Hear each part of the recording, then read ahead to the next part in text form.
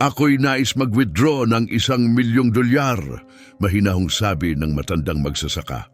Napangiti at napatawa ang manager ng bangko sa kahilingan hanggang sa tumingin siya sa screen at nakita ang balanse ng account. Si Michael Velasco ay ginugol ang buong buhay niya sa pagtatrabaho sa bukid sa ilalim ng mainit na araw sa kanayunan ng Kentucky. Palagi siyang nakasuot ng parehong matitibay na damit at lumang sombrerong dayami na minana pa niya sa kanyang ama. Nung Martes ng umaga, pumasok siya sa pinakamagarang bangko sa Louisville. Ang mga tao sa loob, pawang nakamamahaling suit, ay tumitig sa kanya na parang nagtataka. Hindi pinansin ni Michael ang mga tingin at dumiretso siya sa counter kung saan nagtatrabaho ang isang lalaking nagngangalang Ryan Harrison. Si Ryan, isang maayos at elegante, ang pananamit na 45 taong gulang, ay hindi lang karaniwang empleyado. Siya ang manager ng bangko. Sa kalmadong boses, sinabi ni Michael na kailangan niyang mag-withdraw ng $1,000,000 mula sa kanyang ipon. Hindi napigilan ni Ryan ang sarili at malakas na tumawa. Ang ideya na ang isang magsasaka, maalikabok mula sa trabaho, amoy dayami at nakalumang damit ay may ganoong kalaking pera ay tila katawa-tawa. Sigurado po ba kayo na hindi ninyo ibig sabihin ay $100 lang, sir? Tanong ni Ryan habang nakangisi. Hindi, iho, sagot ni Michael nang hindi kumukurap. Sabi ko $1,000,000 at kailangan ko ito agad. Inilabas niya mula sa bulsa ang gusot na bank card at isang lumang passbook at iniabot kay Ryan. Napailing si Ryan at nag-type ng impormasyon. Inaasahan niyang makikita niya ang balance na $100 lang. Pero biglang nagbago ang ekspresyon niya. Ipinakita ng screen ang balance na $23,450,000. Napatitig siya sa sobrang gulat, ilang beses pang kumurap. Muling sinuri niya ang lahat, ang pangalan, ID number, bawat detalye. Tama ang lahat. Ang tahimik at simpleng magsasakang ito ay mas mayaman pa kaysa sa maraming kilalang kliyente na araw-araw pumapasok sa bangko. Paano ninyo nakuha ang ganito kalaking pera? Tanong ni Ryan, pilit na pinipigilan ng kanyang emosyon. Ibinenta ko ang lupa ko sa isang mining company, paliwanag ni Michael. Dumating sila sa lugar namin at nag-aalok ng pera. Napansin niya ang pagkailang ni Ryan pero hindi na nagkomento. May seryoso akong problema na kailangang ayusin. Kaya ko kailangan ng pera. Sandaling natahimik si Ryan habang pinoproseso ang lahat. Alam niya ang tungkol sa mga mining company na bumibili ng mga lupain sa kanayunan ng Kentucky, lalo na kapag pinaghihinalaan nilang may mahahalagang mineral sa ilalim. Malalaki ang bayad sa ganitong mga kaso. Pero may kakaiba pa rin. Pwede ko po bang itanong para saan ninyo gagamitin ang $1,000,000? Tanong muli ni Ryan, hindi mapigilan ang kuryosidad. Negosyo ko yan, iho, sagot ni Michael halatang naiinis na. Ibigay mo na lang ang pera ko. Doon napagtanto ni Ryan na sumobra siya. Bilang manager, hindi niya dapat pinakikialaman ang dahilan ng kliyente, pero nabigla siya sa nangyari. Marahil, nakukonsensya siya dahil hinusgahan niya si Michael base sa itsura. O baka naman nababagabag siya sa misteryo kung paano nagkaroon ng malaking kayamanan ang isang taong napakasimple. Anuman ang dahilan, hindi niya ito matanggal sa isip. Opo, Mr. Velasco, dahil malaki po ang halaga ng withdrawal, kailangan ko ng oras para maihanda ang cash. Maaari po ba kayong bumalik bukas ng umaga? Tanong ni Ryan, pilit na bumibili ng oras. Sige, pero nandito ako sa unang oras, sagot ni Michael. Ibinalik ang mga dokumento sa bulsa at lumabas. Pagkasara pa lang ng pinto sa likod niya, kinuha ni Ryan ang telepono at nagsimulang tumawag sa mga kakilala niya. Una niyang naisip, baka hindi legal ang pera. Paano magkakaroon ng ganoong kalaking halaga ang isang magsasaka na napakasimple ng pamumuhay? Tumawag siya sa ilang tao sa industriya ng pagmimina at mabilis niyang nalaman na totoong may kumpanyang bumibili ng lupa sa rehiyon ni Michael. At malaki talaga ang bayad nila, lalo na matapos matuklasan ang mataas na kalidad na iron ore sa lupa. Pero may isa pang gumugulo sa isip niya. Karaniwan ang apelidong Velasco, oo. Pero may kung anong pamilyar sa mukha ng matandang iyon, parang may alaala. Nang hapon ding iyon, habang nag-aayos si Ryan ng mga lumang papeles sa opisina, may nahanap siyang lumang litrato mula noong kolehiyo. Doon, nakayakap siya sa isang batang dalagang morena na may napakaliwanag ng ngiti, si Jessie Velasco. Biglang bumalik ang lahat sa alaala niya. Si Jessie ang naging girlfriend niya noong kolehiyo sa loob ng 2 taon. Mabait siya at simple, anak ng isang magsasaka. Iniwan niya si Jessie nang sabihin nitong buntis ito. 22 taong gulang pa lang si Ryan noon at ayaw niyang maging ama. Naalala niya na ang pangalan ng ama ni Jessie ay Michael. Posible kayang siya rin iyon? Si Michael Velasco ba ay ang Michael na yon? Hindi siya nakatulog buong gabi. Naalala niya kung paanong sinubukan siyang kontakin ni Jessie pagkatapos ng hiwalayan. Pero iniwasan niya ang lahat ng pagtatangka. Sa huli, pinalitan pa niya ang numero niya para hindi na siya maabot. Kinabukasan ng umaga, kinakabahang naghintay si Ryan. Bumalik si Michael gaya ng pangako niya. Magdamag nag-isip si Ryan kung ano ang sasabihin kapag tama ang hinala niya. Magandang umaga, Mr. Velasco. Handa na po ang lahat para sa inyong withdrawal, sabi ni Ryan habang pinagmasdan ng magsasaka. Umaga, iho. Salamat sa tulong mo, sagot ni Michael. Inaayos ang lumang sombrerong dayami. Sana po ay hindi kayo magalit kung magtatanong ako ng personal, maingat na sabi ni Ryan habang inaayos ang mga dokumento. Tumingin si Michael nang may pag-iingat pero tumango. May anak po ba kayong babae na ang pangalan ay Jessie? Tanong ni Ryan, mabilis ang tibok ng puso. Biglang tumigas ang mukha ni Michael. Naging malamig ang kanyang tingin. Bakit mo itinatanong yan? Nun sabi niya sa mababa at matigas na boses. May nakilala po akong ganun ang pangalan, matagal na, mahinang sagot ni Ryan. May nabanggit siya dati na magsasaka ang tatay niya, sabi ni Ryan, kalahating totoo lang. Oh, si Jessie ang anak ko. Bakit mo itinatanong? Sagot ni Michael. Halatang kinakabahan at hindi komportable sa direksyon ng usapan. Mahal na manonood, kung nagugustuhan mo ang kwentong ito, huwag kalimutang i-like at mag-subscribe sa channel. Malaking tulong ito para lumago kami. Ngayon, ipagpatuloy natin. Biglang nanikip ang dibdib ni Ryan. Tama ang hinala niya. Ang lalaking nasa harap niya ay ang ama ng babaeng iniwan niya mahigit 20 taon na ang nakaraan noong buntis pa ito. Kumusta na siya? Tanong ni Ryan, pilit na pinananatiling kaswal ang tono. Ang kalagayan ng anak ko ay hindi mo na dapat pinoproblema, iho. Matigas na sagot ni Michael. Ayusin na lang natin ang pinunta ko rito. Napagtanto ni Ryan na tumama siya sa napakasensitibong bagay. Itinigil niya muna ang paksa, pero patuloy pa ring rumaragasa ang mga tanong sa isip niya. Ano na kaya ang nangyari kay Jessie? Nanganak ba siya? Nahirapan ba ang buhay niya? Masaya ba siya? Pasensya na sa pagtatanong. Ituloy na natin ang withdrawal, sabi ni Ryan pinilit na mag-focus. Habang inaayos at binibilang niya ang pera, gusot pa rin ang mga iniisip niya. Kung kukuha si Michael ng $1,000,000 para sa isang bagay na urgent, may kinalaman kaya ito kay Jessie? Mr. Velasco, may iba pa po ba akong maitutulong? Maingat niyang tanong. Baka may kakilala akong makakatulong sa problema ninyo.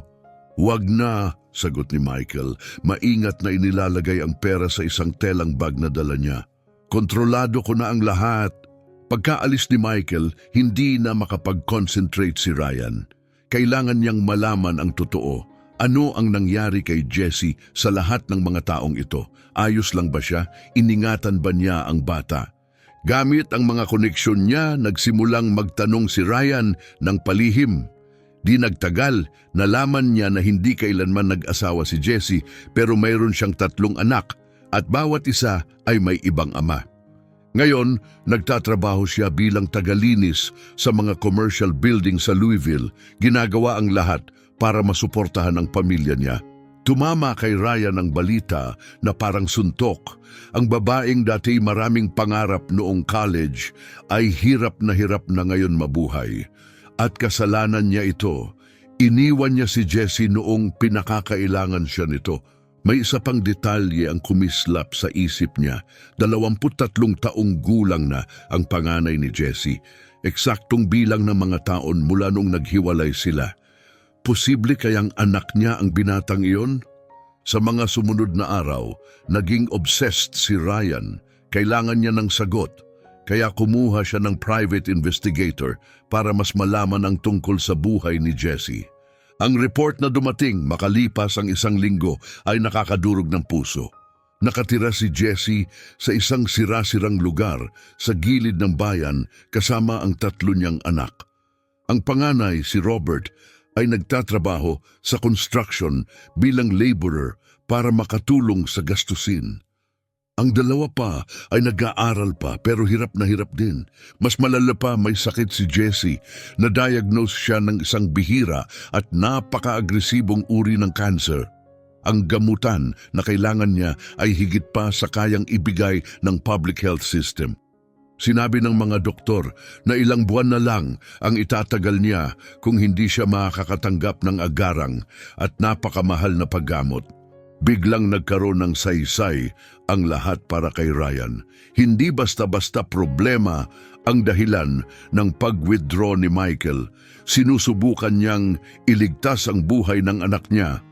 Bumigat ang konsensya ni Ryan hanggang sa hindi niya kayanin. Tinalikuran niya si Jesse noong pinakakailangan siya nito.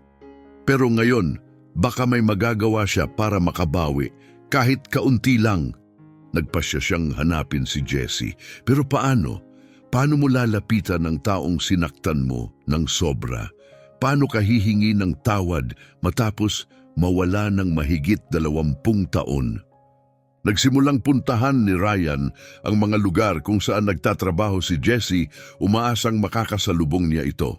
Sa isa sa mga office building na nililinis niya, nagkunwari si Ryan na may appointment para lang makapasok. Sa huli, nagkita rin sila sa hallway. "Jesse!" sabi niya, kunwari nagulat. Tumingala si Jesse mula sa timba, agad siyang nakilala. Lumaki ang mga mata niya sa gulat, tapos naging makitid sa tahimik na galit. "Ryan," malamig niyang sabi, walang ngiti. "Ang tagal na, kumusta ka na?" tanong ni Ryan alanganin. "Nagtatrabaho ako, hindi ba halata?" Matalim niyang sagot habang patuloy sa pagkuskos ng sahig. "Jesse, pakiusap. Gusto ko lang makipag-usap." "Ang tagal na," sabi ni Ryan, lumuhod sa tabi niya. "Walang dapat pag-usapan at wala rin akong oras." Mabilis niyang sagot, nakatutok pa rin sa ginagawa niya. "Sandali lang, alam kong may anak kang lalaki. Gusto ko sana siyang makilala," sabi ni Ryan, mas kinakabahan na. Huminto si Jesse, dahan-dahang humarap sa kanya, ang muka puno ng sakit at puot. "Ngayon gusto mo siyang makilala pagkatapos ng 23 taon?" Nanginginig ang boses niya. "Alam kong mali ako, alam kong duwag ako noon. Pero pakiusap, hayaan mo akong itama kahit papaano," sabi ni Ryan. Umaasang mararamdaman niya ang sinseridad nito. "Itama?" ulit ni Jesse habang tumayo. "Akala mo ba basta na lang pwede kang bumalik ngayon matapos ang lahat at okay na ulit?" "Hindi, alam kong hindi ganoon kadali. Pero gusto kong tumulong. Narinig kong marami kang pinagdadaanan." "Paano mo nalaman yan?" tanong ni Jesse, nagdududa. Natigilan si Ryan, napasobra ang sinabi niya. "Basta may narinig lang ako dito sa bayan," nagsinungaling siya. "Kanino? Walang tao sa paligid ko ang nakikipag-usap sa mga taong tulad mo," sabi ni Jesse, lalong tumindi ang duda. Ang punto, gusto kong tumulong. Alam kong may sakit ka at mahal ang gamutan. Amin ni Ryan, dumiretso na sa paksa. Wala kang alam tungkol sa akin. Sigaw ni Jessie, inihagis ang basahan sa timba. At ayoko ng tulong mo. Pero Jessie, isipin mo ang mga anak mo. Isipin mo ang anak natin. Sabi ni Ryan, umaasang lulambot siya. Anak natin? Ulit ni Jessie habang mapait na tumawa. Hindi mo anak si Robert, Ryan. Anak ko siya. Akin lang. Sinuko mo ang karapatang yan nang iniwan mo kami. Pero makakatulong ako ngayon. Kaya kong bayaran ang gamutan. Kaya kong bigyan kayo ng mas magandang buhay. Sa anong pera? Maduming pera? Matalim niyang tanong. Dahil alam niya ang reputasyon ni Ryan sa mga kahina-hinalang negosyo. Hindi madumi ang pera ko. Respetadong negosyante ako, depensa ni Ryan. Respetado kanino sa mga taong niloloko mo? Balik ni Jessie. Mas marami ang alam ni Jessie kaysa sa inaasahan ni Ryan. Sa paglipas ng mga taon, may nababalitaan siya tungkol sa buhay ni Ryan sa dyaryo at tsismis. Alam niya kung anong klasing mga deal ang pinapasok nito at hindi iyon nakaka-impress. Hindi ako pumunta rito para ipagtanggol ang sarili ko. Pumunta ako dahil narinig kong may problema ka, sabi ni Ryan, nauubusan na ng pasensya. At sinabi ko na hindi ko kailangan ng tulong mo, ang tatay ko ang bahala sa lahat. Ang tatay mo, si Michael? Tanong ni Ryan, kunwari nagulat. Oo, ang tatay ko, ang lalaking hindi ako iniwan, sabi ni Jessie. Puno ng paghamak ang mga mata. Nakita ni Ryan na wala siyang masasabing makakapagbago ng isip ni Jessie sa araw na iyon. Masyadong malalim ang sakit niya. Sige Jessie, pero kung magbago ang isip mo, ito ang card ko. Sabi niya, iniabot ito. Hinding-hindi, malamig niyang sagot. At itinapon ang card sa basurahan nang hindi man lang binasa. Lumakad si Ryan palayo na puno ng frustration, pero hindi pa rin sumusuko. Hindi pa siya handang tumigil. Nagsimula siyang mag-isip ng ibang paraan, isang hindi direktang paraan. Kung hindi niya maabot si Jessie mismo, baka pwede siyang dumaan sa ibang tao. Sinimulan niyang siyasatin ng finances ni Michael at may natuklasan siyang nakakagulat. Kahit na ibenta na ni Michael ang lupa niya, nalulunod pa rin siya sa medical bills. Ang $1,000,000 na winithdraw niya ay unti-unti nang nauubos sa mga gamutan, pero kulang pa rin. Doon nakita ni Ryan ang pagkakataon niya kung mapapatunayan niyang hindi kayang sagutin ni Michael ang lahat ng gastos. Baka wala ng choice si Jessie, kundi tanggapin ang tulong niya. Ginamit niya ang mga koneksyon niya sa healthcare para malaman pa ang detalye. Lumabas na kailangan ni Jessie ng isang agarang operasyon na nagkakahalaga ng mahigit $2,000,000, hindi pa kasama ang gamot o chemotherapy. Dala ang lahat ng bagong impormasyong nalaman niya, bumalik si Ryan sa bangko. Umaasa siyang babalik agad si Michael. Sigurado siyang kakailanganin ng magsasaka na mag-withdraw pa ng mas malaking halaga. Nagtagumpay ang plano niya. Eksaktong 1 linggo ang lumipas. Muling pumasok si Michael sa bangko at humiling ng isa na namang malaking withdrawal. Sa pagkakataong ito, $2,000,000 ang gusto niyang kunin. Isa pang $2,000,000, Mr. Velasco? Tanong ni Ryan, kunwari nag-aalala. Sigurado po ba kayo na ito ang tamang desisyon? Ano bang ibig mong sabihin?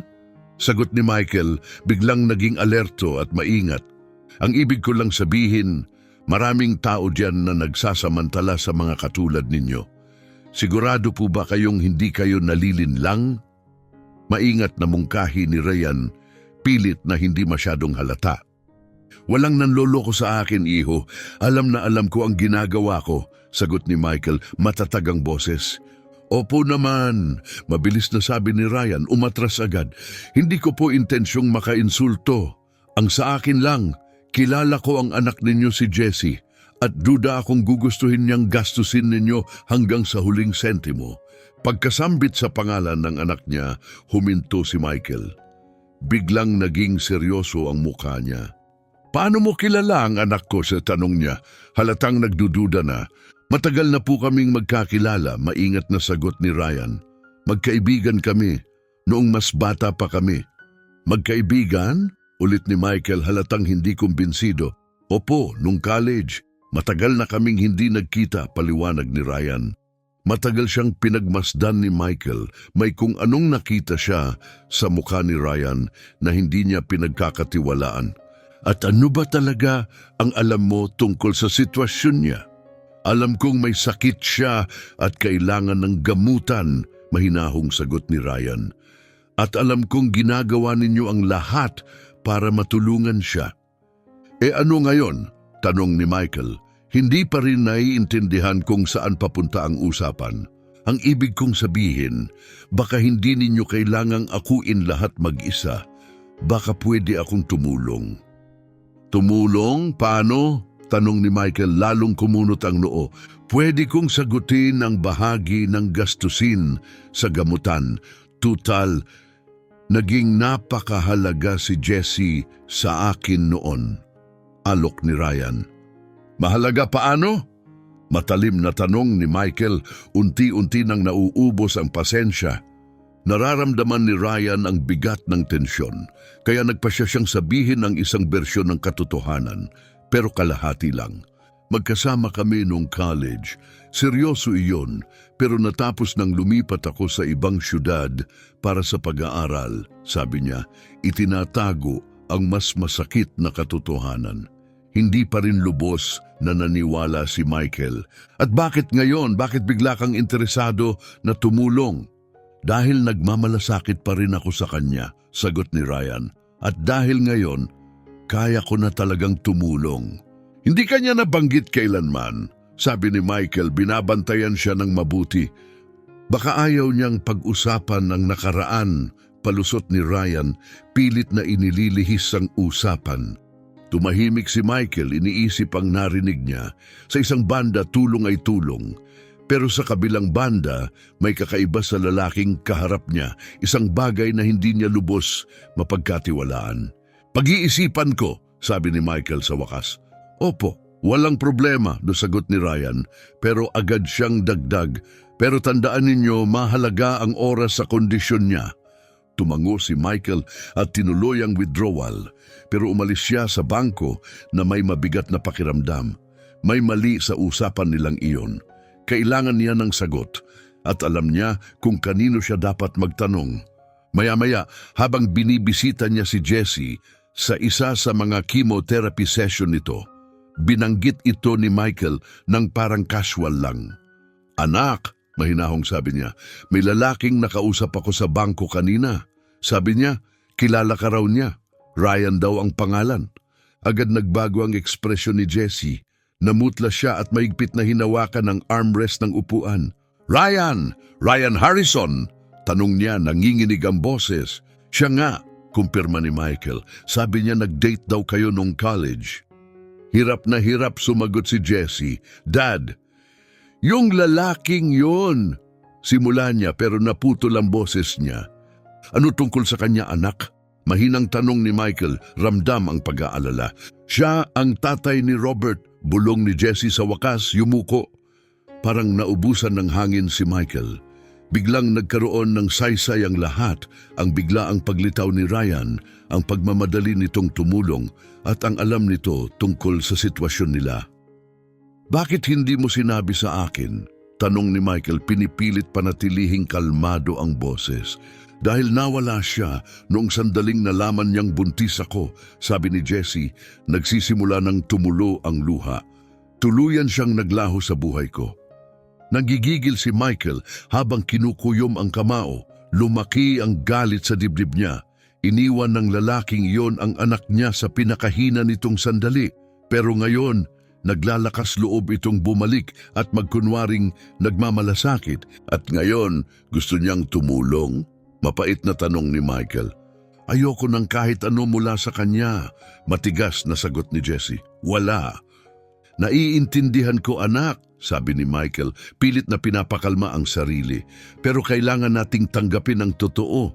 Sobrang mahal ng gamutan mo. "Huwag kang mag-alala, Dad.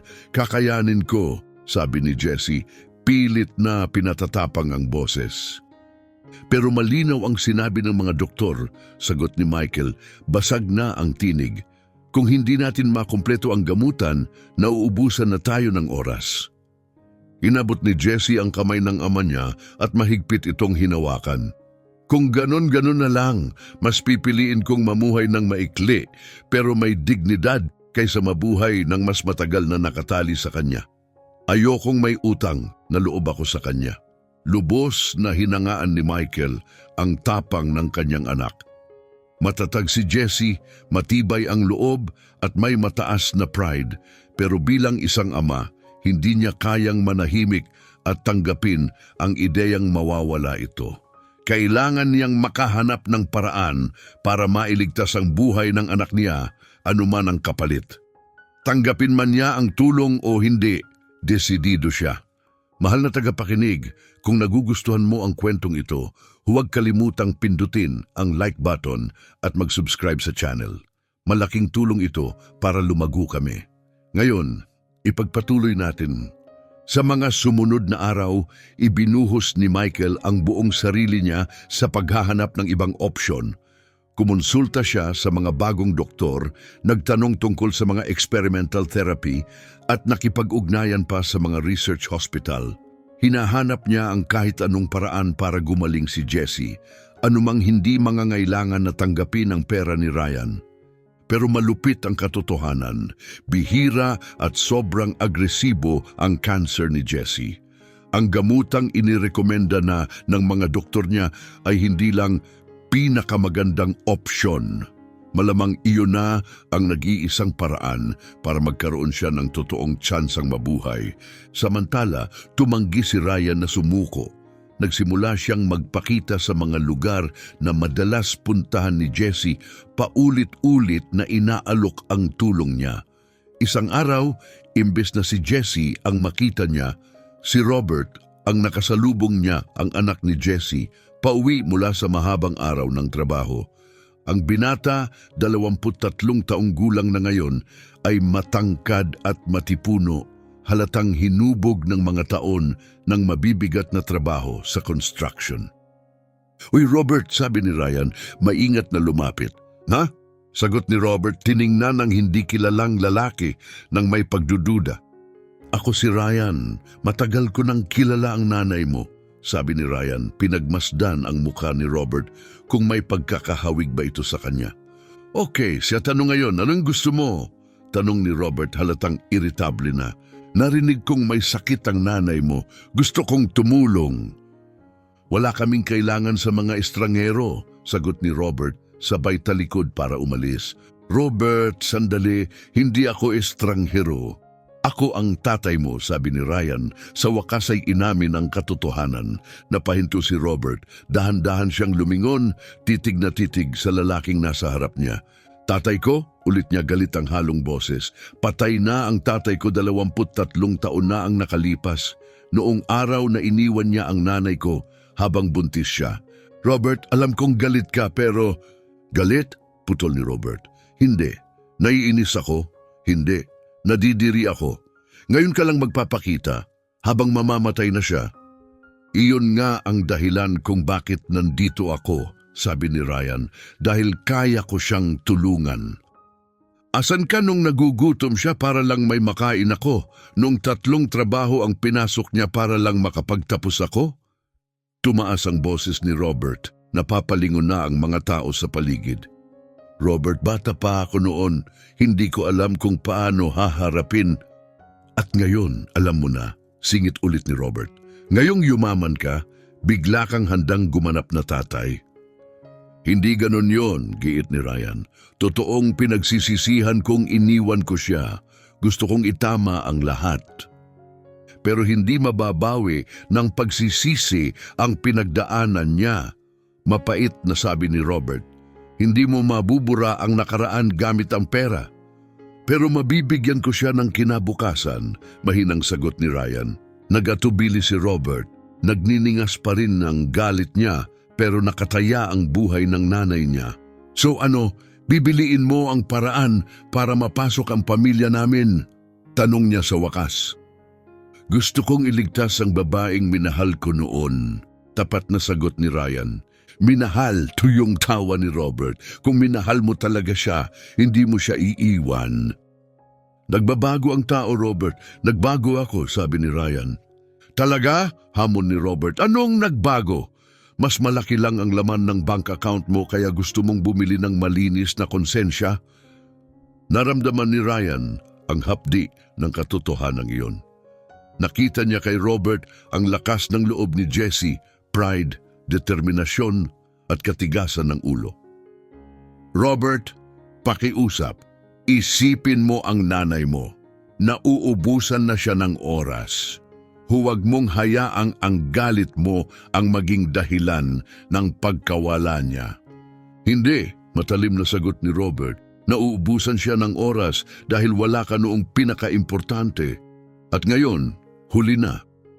Pagkatapos nito, tumalikod si Robert at naglakad palayo. Iniwan si Ryan na mag-isa sa sidewalk.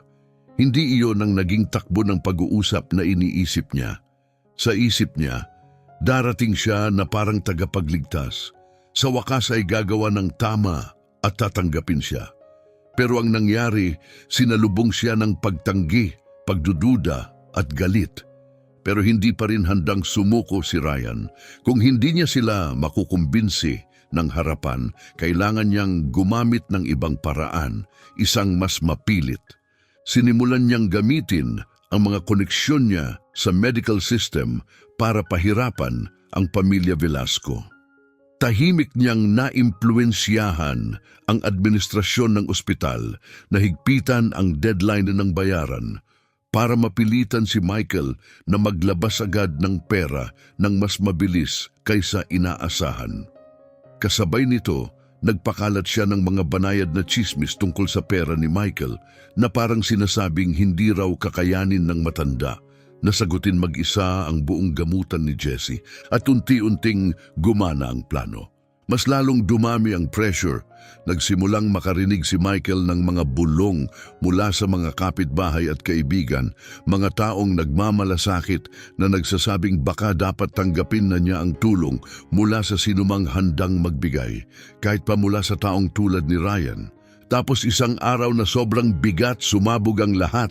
Lalong lumala ang kondisyon ni Jessie habang nasa chemotherapy, kaya kinailangan siyang isugod pabalik sa ospital. Naupo si Michael sa koridor, pagod na pagod. Sinusubukang intindihin ang bagong mga bayarin at gastusin na hindi niya inaasahan. Bahagyang nanginginig ang kamay niya habang hawak ang mga papel. Doon, biglang lumitaw si Ryan. Mr. Velasco, sabi ni Ryan nagkunwaring nag-aalala, narinig kong nahirapan si Jessie ngayon. Kumusta na siya? Stable siya, malamig na sagot ni Michael. Salamat sa pagtatanong. Alam kong hindi ninyo ako gusto, maingat na sabi ni Ryan. Pero gusto kong mag-alok ng isang proposal. Tumingala si Michael, duda ang tingin. Anong proposal? Sasagutin ko ang lahat ng gamutan ni Jessie, buo. Walang kondisyon, walang kapalit. Gusto ko lang gumaling siya, mahinang sabi ni Ryan. At ano naman ang gusto mo kapalit? Tanong ni Michael, tinitigan siya ng puno ng pagdududa. Wala, sagot ni Ryan. Gusto ko lang magkaroon ng pagkakataong maging bahagi ng buhay niya bilang kaibigan. Tinitigan siya ni Michael pero halatang hindi pa rin kumbinsido. Nagsisinungaling ka, diretsong sabi niya. Walang taong mag-aalok gumastos ng milyon-milyon nang walang inaasahang kapalit. Pakiramdam ko may kasalanan ako, amin ni Ryan. Kung hindi ko iniwan si Jessie noon, baka mas naging madali ang buhay niya, baka hindi na umabot sa ganito. Tama ka, sabi ni Michael walang lambing sa tono. Maaaring iba ang naging buhay niya, pero hindi naging ganoon. At ngayon, sinusubukan mong linisin ang konsensya mo gamit ang bungkos ng pera. At ano naman ang masama roon kung ibig sabihin nito, magkakaroon siya ng pangalawang pagkakataon sa buhay. Balik ni Ryan. Hindi agad sumagot si Michael. Sa loob-loob niya, alam niyang maililigtas ng pera ang anak niya. Bilang ama, gagawin niya ang lahat para mabuhay si Jessie. Pero kilala rin niya ang anak niya. Ayaw na ayaw nito ang ideyang ito. Kakausapin ko siya, sabi ni Michael sa wakas. Sige, pero tandaan niyo, hindi kakampi sa atin ang oras, paalala ni Ryan. Bumalik si Michael sa kwarto ni Jessie sa ospital. Nagpapahinga ito, maputla at pagod pagkatapos ng huling gamutan. Pero gising pa. Kumusta pakiramdam mo, anak? Mahinahong tanong niya, umupo sa tabi niya. Mas okay ng konti. Sabi ng mga doktor, normal daw na ganito ang pakiramdam pagkatapos ng chemo. Mahinang sagot ni Jessie. Kailangan kitang kausapin, sabi ni Michael, nag-aalangan. Ano yon, Dad? Bumalik na naman si Ryan, gusto niyang sagutin ang buong gastos ng gamutan mo. Pumikit si Jessie at napabuntong hininga ng mahaba. Dad, sinabi ko na sa'yo ayoko ng kahit ano mula sa lalaking yon. Alam ko ang nararamdaman mo, malumanay na sabi ni Michael. Pero isipin mo ang mga anak mo. Kailangan ka pa nila. Hindi ko ipagpapalit ang dignidad ko kapalit ng hospital bill, matatag na sagot ni Jessie. At anong mangyayari sa mga bata kung wala ka? Tanong ni Michael na babasag ang boses. Ginagawa ni Robert ang lahat para lang maitawid ang pamilya. Ang dalawa halos hindi na makapag-focus sa pag-aaral. Kailangan nila ang nanay nila. Hindi agad sumagot si Jessie. Bumigat ang katotohanan sa sinabi ng ama niya. Kahit gaano niya kamuhian ang ideyang may utang na loob kay Ryan, hindi niya pwedeng baliwalain ang realidad na kinakaharap ng pamilya nila. Dad, sigurado ka bang sapat ang pera para bayaran lahat? Mahinang tanong niya. Nagatubili si Michael. Ayaw niyang dagdagan ang bigat sa dibdib ng anak niya. Pero hindi na siya pwedeng magsinungaling. Oh anak, huwag kang mag-alala, sabi niya pilit itong pinapakalma. Tinitigan siya ni Jessie, ramdam niyang hindi siya sinasagot ng totoo. Dad, pakiusap, sabihin mo ang totoo, sapat ba talaga ang pera? Yumuko si Michael. Hindi ko alam anak, patuloy na tumataas ang gastos. Mas malaki kaysa sa inaasahan natin, baka kayanin, baka hindi. Humarap si Jessie sa bintana, tahimik sandali. Pagkatapos ay nagsalita siya, may lungkot sa boses. Kung ganoon, baka kailangan kong tanggapin ang tulong niya. Huwag mong gawin yan, sabi ni Michael, binahan ng guilt. Hindi kung ayaw mo. Pero tulad ng sinabi mo, kailangan kong isipin ang mga bata, sagot ni Jessie. Inabot ni Michael ang kamay niya at hinawakan ito. Nakita niyang hindi sumusuko si Jessie dahil mahina siya, kundi dahil malakas siya. Para sa pamilya niya, kaya niyang lunukin ang pride niya. Kung desidido ka, susuportahan kita, sabi ni Michael. Ano man ang kailangan mo. Kung tatanggapin ko, may isang kondisyon, sabi ni Jessie. Magbayad siya, pero hindi siya lalapit sa akin o sa mga bata. Walang contact, walang bisita, pera lang. Sa tingin mo papayag siya? Tanong ni Michael. Kailangan niyang pumayag, malamig na sabi ni Jessie. Kung hindi, walang deal. Lumabas si Michael ng kwarto at bumalik sa koridor kung saan naghihintay si Ryan. Handa siyang tanggapin ang tulong mo, sabi ni Michael. Nagliwanag ang mga mata ni Ryan. Naiintindihan ko ano ang mga kondisyon. Bayaran mo ang gamutan niya buo pero huwag kang lalapit sa kanya o sa mga bata, paliwanag ni Michael. Sandaling natahimik si Ryan. Hindi yon ang kinalabasan na gusto niya, pero kahit papaano may nangyari. Tinatanggap ko, sabi niya sa wakas. May isa pang bagay, dagdag ni Michael. Ikaw ay hindi makikipag-ugnayan sa ospital. Walang direct contact. Ako ang bahala sa lahat ng bayad. Bakit? Tanong ni Ryan inis. Dahil hindi ka pinagkakatiwalaan ng anak ko at pati ako rin. Diretso at malamig na sagot ni Michael. Hindi nagustuhan ni Ryan ang tono, pero tumango siya.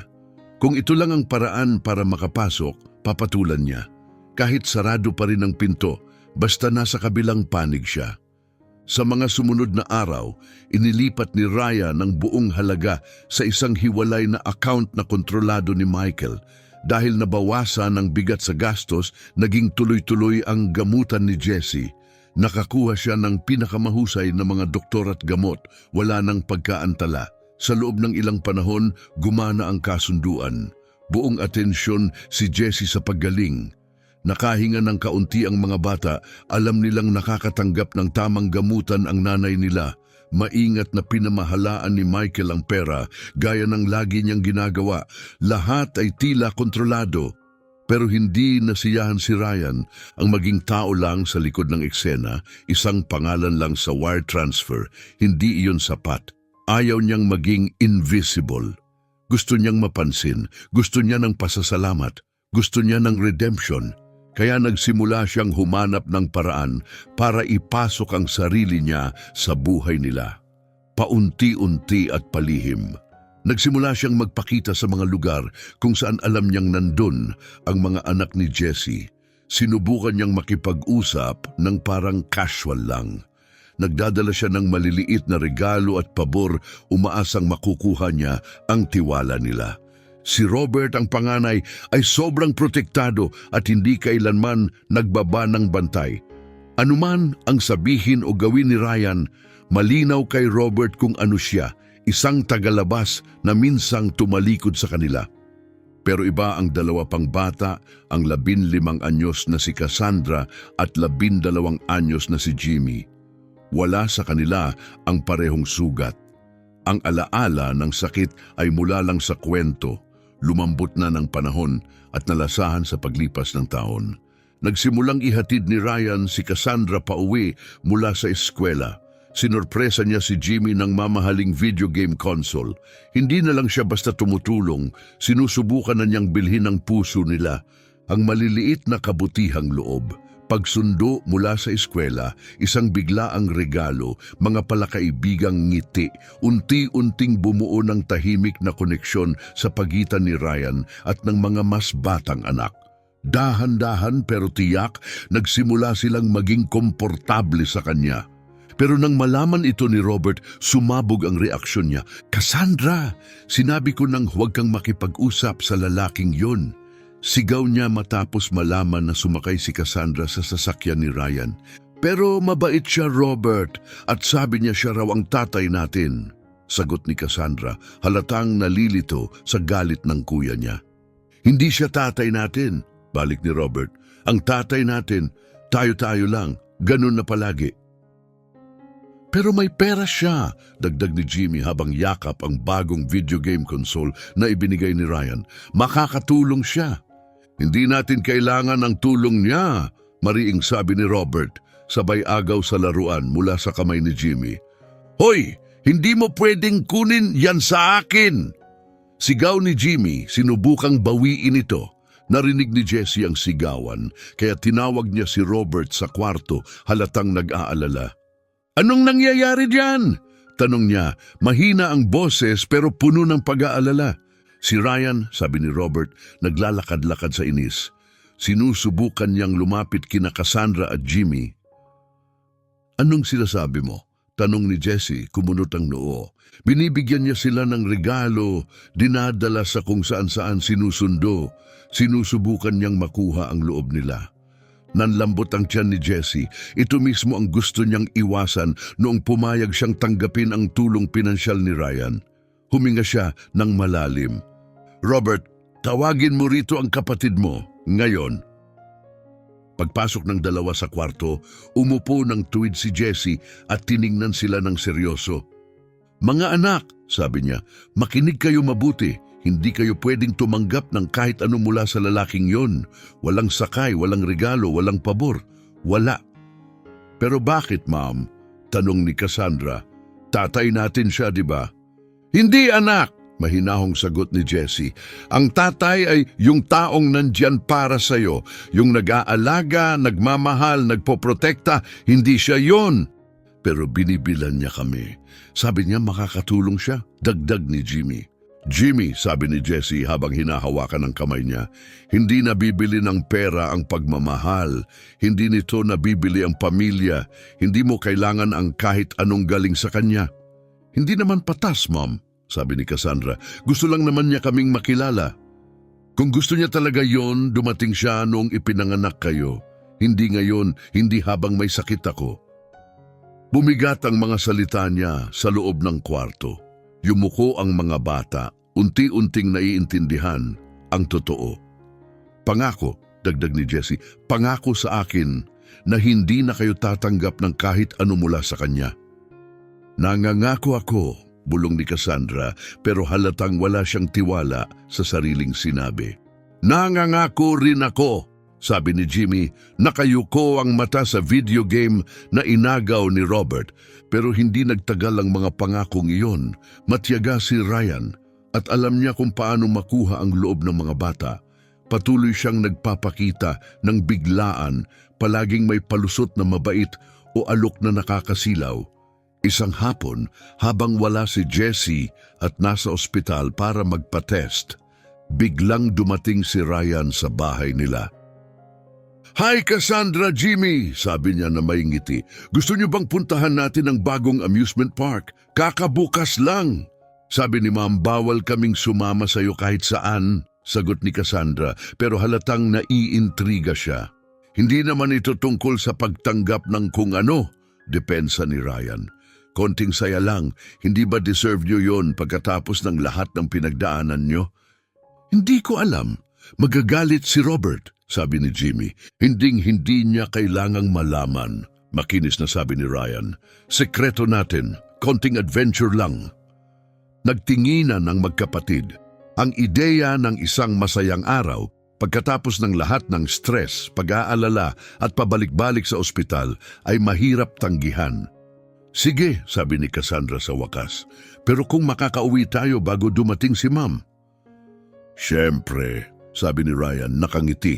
Ito ang espesyal nating araw. At naging special nga. Sa park, naging relaxed si Ryan. Mabait at nakakagulat na masaya kasama. Nagtawanan sila sa roller coasters, nagsalo sa cotton candy at naglaro sa arcade games. Sa loob ng ilang oras, parang normal ulit ang lahat. Masaya ba kayo? Tanong ni Ryan habang naglalakad sila pabalik sa kotse. Oo, sobra. Sabay na sagot ng mga bata. Mabuti, sabi ni Ryan, baka pwede nating gawin to ng mas madalas. Ang saya nun, sabi ni Cassandra, pero dapat secret lang, mabilis niyang dagdag. Huwag kang mag-alala, sabi ni Ryan, tayo-tayo lang. Pero pagdating nila sa bahay, agad napansin ni Robert na may kakaiba. Ang mga bata ay puno ng enerhiya, halatang masaya at parang hindi mapakali. Saan kayo galing? Tanong ni Robert nagdududa.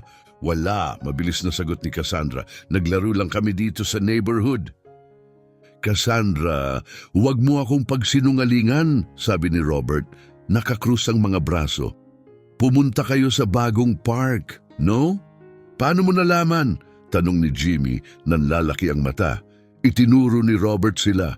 Amoy, cotton candy kayo at may wristband pa kayo sa rides na nakadikit sa damit mo. Natahimik ang mga bata, halata na ang totoo. Sino ang nagdala sa inyo? Tanong ni Robert kahit alam na niya ang sagot. Si Ryan, mahinang amin ni Cassandra. Kumulo ang galit sa loob ni Robert. Sumobra na naman ang lalaking yon.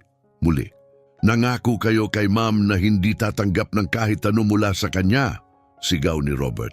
Pero trip lang naman sa park, depensa ni Jimmy. Walang pakialam kung ano pa yan, sigaw ni Robert. Nagsinungaling kayo sa kanya at sa akin din. Sorry Robert, bulong ni Cassandra. Hinding-hindi na mauulit, pangako ni Cassandra. Napansin niyang sobrang galit talaga si Robert. Hindi na nga, sagot ni Robert, matalim ang boses. Dahil sasabihin ko kay Mom ang lahat. Huwag pakiusap, nakiusap si Jimmy. Magagalit siya ng sobra. Napatigil si Robert na guguluhan. Sa isang banda, alam niyang deserve ni Jessie ang katotohanan. Pero sa kabilang banda, ayaw niyang dagdagan ang bigat sa dibdib ng nanay nila. Lalo na ngayon, habang nasa gitna siya ng gamutan. Sige, sabi niya sa wakas. Hindi ko sasabihin, pero kung mangangako kayo pareho, wala nang pakikipag-usap sa kanya, wala nang regalo, wala nang sikreto. Naangangako kami, sabay nilang sagot. Pero hindi naman tanga si Robert. Alam niyang hindi basta susuko si Ryan. Kung tutuusin, parang nagsisimula pa lang ito. Oras na para kumilos. Kinabukasan, gumawa si Robert ng matapang na desisyon. Pumunta siya sa opisina ni Ryan. Pumasok siya sa lobby, halatang hindi bagay sa sobrang marangyang lugar. Sinubukan siyang paalisin ng receptionist, sinasabing nasa meeting daw ang boss niya. Sabihin mo sa kanya na nandito ang anak ni Jesse Velasco, matatag na sabi ni Robert, hindi na tinag. Gugustuhin niyang makita ako. Pagkalipas ng ilang minuto, ipinapasok si Robert sa opisina ni Ryan. Makintab at moderno ang kwarto. Mataas sa ibabaw ng syudad, puno ng mamahaling furniture at mahal na mga artwork. Pakiramdam ni Robert, wala siya sa lugar pero hindi siya natakot. Robert, anong sorpresa? Bati ni Ryan may pilit ng ngiti. Kumusta ang nanay mo? Layuan mo ang pamilya ko, diretsong sabi ni Robert. Hindi ko maintindihan. Kunwaring inosente si Ryan. Tinutulungan ko lang naman kayo. Sa pagdadala kina Jimmy at Cassandra sa amusement park nang hindi sinasabi kay Mom, hamon ni Robert. Mga bata lang sila, kibit balikat ni Ryan. Deserve nilang magsaya. Sumasaya sila at hindi nila kailangan ikaw para doon, pabalang nasabi ni Robert. Pero kaya kong ibigay sa kanila ang mas marami, giit ni Ryan. Mas magandang buhay para sa inyong lahat. Ayaw namin ng klase ng mas magandang buhay na inaalok mo, sagot ni Robert. Lalo na kung kapalit nito ang dignidad namin. Lumapit si Ryan sa bintana at tumingin sa syudad sa ibaba. Robert, 23 ka na. Mahahabang oras ang trabaho mo sa construction at halos sapat lang ang kita. Ang mga kapatid mo, hindi na nai-enjoy ang pagkabata nila dahil inaalagaan nila ang may sakit na nanay nila. Dignidad ba yon? Mas may dignidad yan kaysa tumanggap ng pabor mula sa lalaking iniwan kami. Malamig na sagot ni Robert. Hindi yan charity, responsibilidad ko yan. Depensa ni Ryan, humarap ulit sa kanya. Talaga, balik ni Robert. Nasaan ang responsibilidad na yan 23 taon na ang nakalipas? Bata pa ako noon, amin ni Ryan. Hindi pa ako handang maging ama. At ngayon handa ka na, hamon ni Robert. Ngayon kaya ko nang ibigay ang hindi ko na ibigay noon, sabi ni Ryan. Ayaw namin ng mga bagay, sagot ni Robert. Gusto lang namin ng katahimikan. Hindi gagaling ang nanay mo sa katahimikan, balik ni Ryan, at hindi rin gagaling sa guilty conscience mo. Malamig na sagot ni Robert. Tumahimik si Ryan, halatang tinamaan sa sinabi ni Robert. Hindi niya inasahan ang ganoong pagtutol, lalo na mula sa isang binata. Robert, sabi niya, mas mahina ang tono. Alam kong hindi mo ako gusto. Alam kong baka kinamumuhian mo ako. Pero ang mga kapatid mo, deserve nila ang mas mabuti. Pwede silang makapag-aral sa magagandang paaralan, magkaroon ng totoong kinabukasan. At kapalit nun ano, gagaan ang loob mo? Tanong ni Robert. Hindi, gusto ko silang bigyan ng pagkakataon. Kolehiyo, buhay na walang hirap, paliwanag ni Ryan. At magkano ang presyo ng lahat ng yan? Matalim na tanong ni Robert. Walang presyo, sabi ni Ryan. Gusto ko lang ng pagkakataon na maging bahagi ng buhay ninyo. Gusto mo ng pamilyang buo na, nakaabang na lang sayo, sabi ni Robert. Akala mo mabibili mo ang pwesto mo. Gusto kong bumawi sa nawalang oras, tapat na sabi ni Ryan.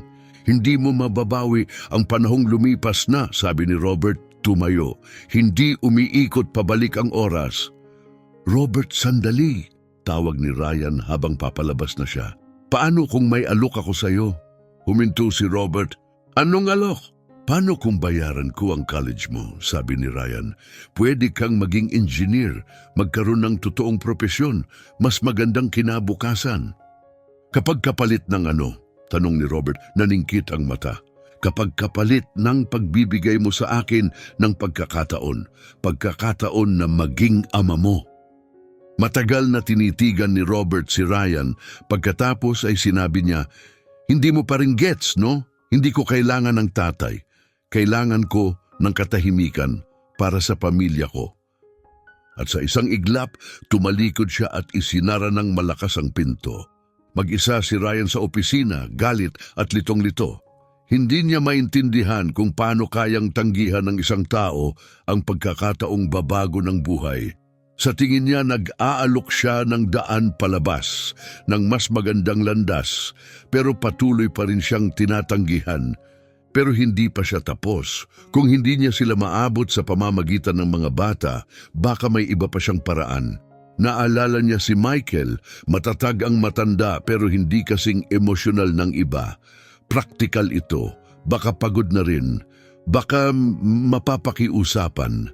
Makalipas ang ilang araw, pumunta si Ryan sa bangko. Alam niyang naroon si Michael.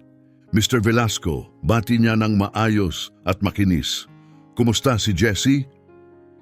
"Kumakapit pa, salamat." Maikli at malamig na sagot ni Michael, tulad ng dati. "Mabuti naman, at ang mga apo ninyo matalino raw," sabi nila. "Oo," sagot ni Michael, hindi alam kung saan papunta ang usapan. "Sayang," dahan-dahang sabi ni Ryan, "kung masasayang ang potensyal nila. Magiging okay sila habang nandito pa ako, may lahat sila ng kailangan nila," kumpiyansang sagot ni Michael. "Siyempre," sabi ni Ryan, tumango, "pero hindi na rin po kayo bata. Paano kung may mangyari?" Sinamaan ni Michael ng tingin si Ryan, malamig at matalim ang mga mata. "Tinata-threaten mo ba ako?" Diretsong tanong niya. Hindi po." Mabilis na sagot ni Ryan, itinaas ang dalawang kamay na parang nagtatanggol. "Nagiging realistic lang po ako. Halos nagastos nyo na ang karamihan ng ipon nyo sa gamutan ni Jessie. Hanggang kailan tatagal ang natitira?" "Hanggat kaya," sagot ni Michael, matigas ang boses. "Hanggat kaya para saan?" tanong ni Ryan. "Para mapag-aral ang tatlong bata? Para mapagtapos sila ng kolehiyo?" "Kung kailangan, magtatrabaho ulit ako," matatag na sabi ni Michael. "Sa lahat ng respeto, Mr. Velasco," sabi ni Ryan, ibinaba ang boses, 72 na po kayo. Anong klaseng trabaho ang makukuha nyo sa edad na yan?" Hindi sumagot si Michael. Alam niyang hindi mali si Ryan tungkol sa mga hamon sa hinaharap, pero ayaw niyang marinig ito mula sa kanya. "Alam kong hindi niyo ako pinagkakatiwalaan," patuloy ni Ryan, "pero hindi ito tungkol sa akin. Tungkol ito sa mga apo ninyo. Ang laki ng potensyal nila at kaya kong tulungan silang magkaroon ng totoong kinabukasan." "At ano ang gusto mo kapalit?" maingat na tanong ni Michael. "Ayokong magkaroon ng kapangyarihan. Ayokong kontrolin kayo," sabi ni Ryan. "Gusto ko lang matanggap, hindi agad-agad, at hindi bilang pinuno, kundi bilang isang taong kabilang." "Akala mo na bibili ang pagtanggap?" tanong ni Michael. Halatang hindi nai-impress. "Hindi," sagot ni Ryan, "pero naniniwala akong kaya nitong magbukas ng pinto.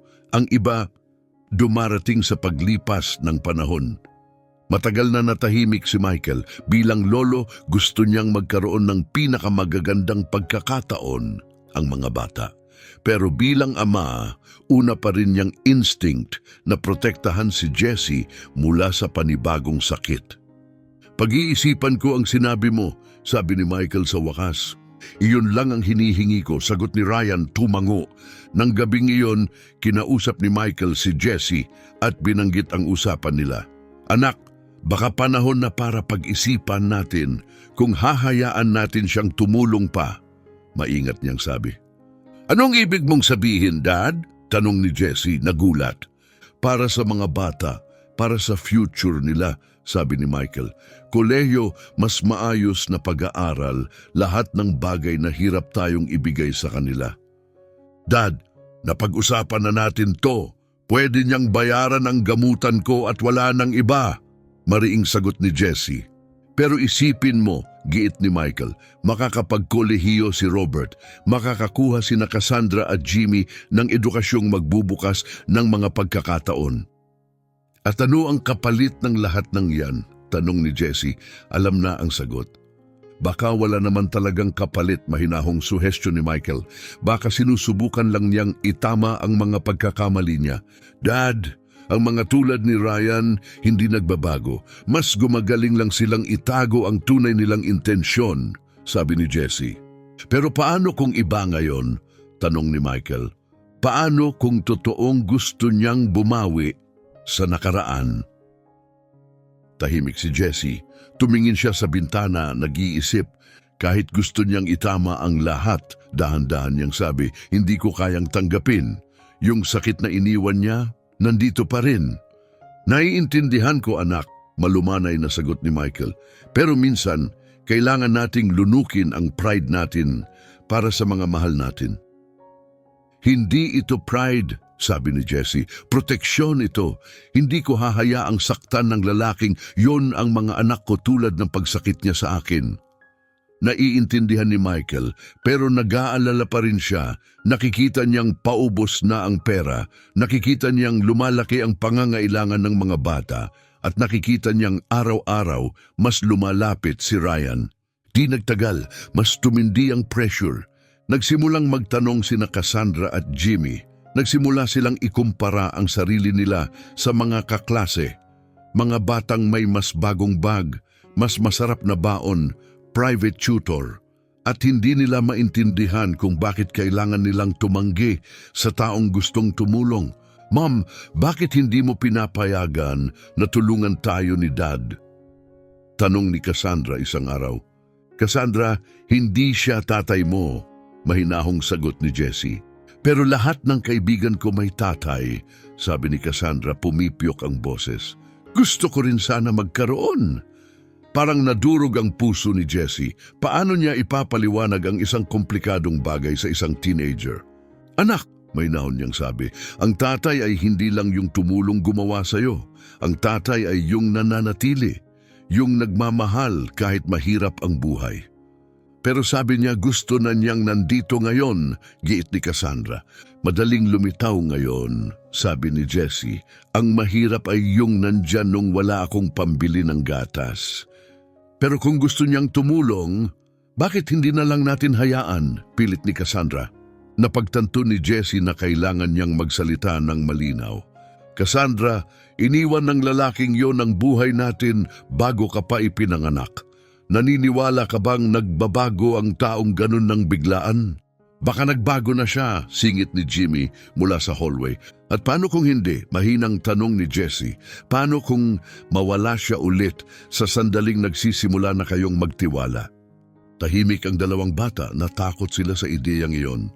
Ayokong maramdaman niyo ang sakit na pinagdaanan ko. Mas mabuti pang wala kang inaasahan kaysa masira ka dahil sa pag-asa, sabi ni Jessie. Pero ma'am, baka worth it subukan, bulong ni Cassandra, kahit hindi magtagumpay. Ramdam ni Jessie na nagbabago na ang ihip ng hangin.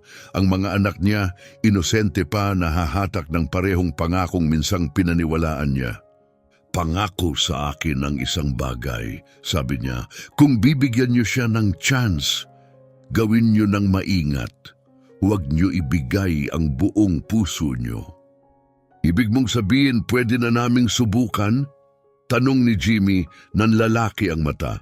Ang sinasabi ko, matalino na kayo para gumawa ng sarili niyong desisyon, sabi ni Jessie. Pero kailangan niyong protektahan ang sarili niyo. Nangangako kami, ma'am, sabay nilang sagot. Mahal na tagapakinig, kung nagugustuhan mo ang kwentong ito, huwag kalimutang mag-like at mag-subscribe. Malaking tulong ang suporta mo habang lumalaki kami. Ituloy natin. Pero si Robert, malayo pa sa pagiging handang magpatawad. Nang malaman niyang pinayagan na ang mga kapatid niya na makipag-ugnayan kay Ryan, nagalit siya ng husto. Ma'am, hindi mo pwedeng gawin to, protesta niya. Robert, mga anak ko rin sila, kalmadong sabi ni Jessie, at matalino sila, mag-iingat sila. Mag-iingat? Delikado ang lalaking yon, giit ni Robert. Delikado paano? Tanong ni Jessie. Minamanipula niya ang mga tao. Ginagamit niya ang pera para bilhin ang paraan para mapasok ang buhay nila. sagot ni Robert. Baka masyado kang mabigat sa kanya, sabi ni Jessie. Pinagtatanggol mo na siya ngayon? Tanong ni Robert, gulat na gulat. Sinusubukan kong maging patas, sagot niya. Patas matapos ang ginawa niya sa'yo? Singhal ni Robert. Napabuntong hininga si Jessie. Totoo ang sakit sa boses ng anak niya, pero totoo rin ang pagod na nararamdaman niya matapos ang maraming taon ng galit. Robert, mabigat ang galit. Kapag matagal mo yang bitbit, nauubos ka. Baka panahon na para bitawan. Hindi ako makapaniwala na sinasabi mo yan. Hindi ko sinasabing magtiwala tayo sa kanya, paliwanag ni Jessie. Ang sinasabi ko, baka deserve niyang patunayan na nagbago siya. At kapag bumagsak na naman siya, anong gagawin natin? Tanong ni Robert. Kung ganon, haharapin natin. Mahinahong sabi ni Jessie. Tumingin si Robert sa kanya, bigong-bigo. Kung gusto mong papasukin siya, sige. Pero ako, hindi, sabi niya.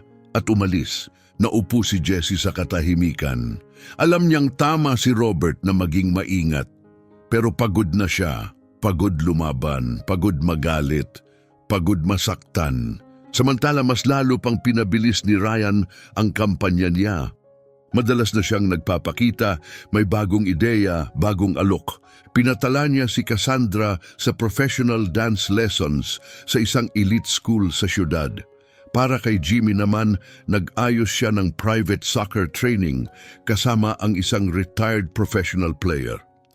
Tuwing nakikita ng mga bata iyon, sobrang saya nila. Sa unang pagkakataon matapos ang ilang buwan, may bagay silang ikinatuwa. Pero si Robert mas lalo lang nakaramdam ng pag-iisa. Pinapanood niya lang mula sa malayo habang lumalaki ang pait sa dibdib niya. Siya na lang ang lumalaban at nagsisimula na siyang maramdamang siya pa ang kalaban sa sarili niyang bahay. Napansin ni Michael ang pagbabago. Nakita niyang totoong nagsisikap si Ryan pero nakita rin niya ang lalong lumalalim na sama ng loob ni Robert. Isang hapon, kinausap ni Michael si Ryan ng seryoso. Ryan, sabi niya, umuusad ka na sa mga bata. Pero kailangan mo ring makuha ang loob ni Robert. Sinubukan ko na, sagot ni Ryan. Hindi man lang niya ako tinitingnan. Mas pagbutihin mo, sabi ni Michael. Siya ang panganay, siya ang tinitingala ng mga kapatid niya. Kung hindi mo siya maaabot, hindi mo kailanman maaabot ang buong pamilya. Pero anong maiaalok ko sa kanya? Tanong ni Ryan. Tinatanggihan niya ang lahat. Ialok mo ang isang bagay na hindi mo na ibigay sa kanya, sabi ni Michael. Ialok mo sa kanya ang respeto. Ialok mo sa kanya ang pagkilala na hindi niya kailanman nakuha mula sa iyo. Ipakita mong hinahangaan mo ang lakas niya, sabi ni Michael.